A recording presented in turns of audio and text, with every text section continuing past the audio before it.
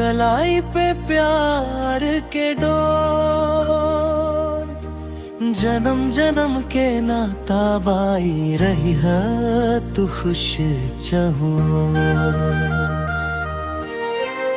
माई के आंगन में खेलनी संग संग, बचपन के दिन ना भुलाई।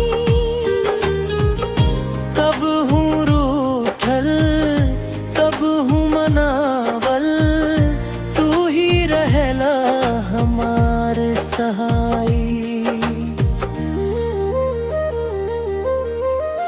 बांधत बानी राखी ए भैया, कलाई पे प्यार के डोर,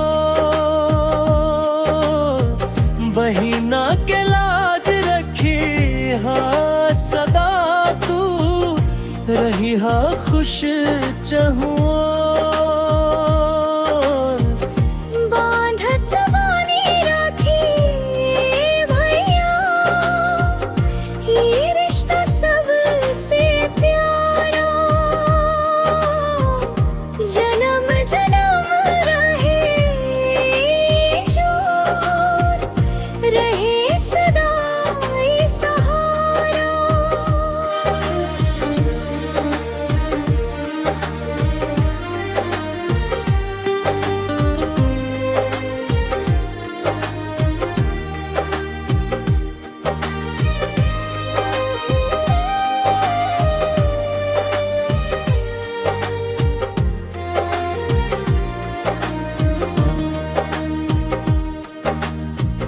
दूर गईला ता मनवा उदास होखे, याद तोहार रोज सतावे।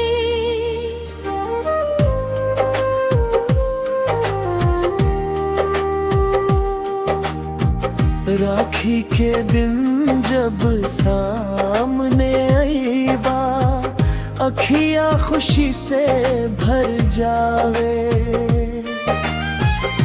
भगवान से बस इतने मांगी, सदा सलामत रहो भैया।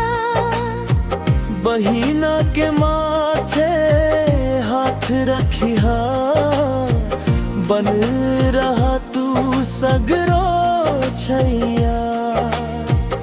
बांधत बानी राखी भैया, कलाई पे प्यार के डोर,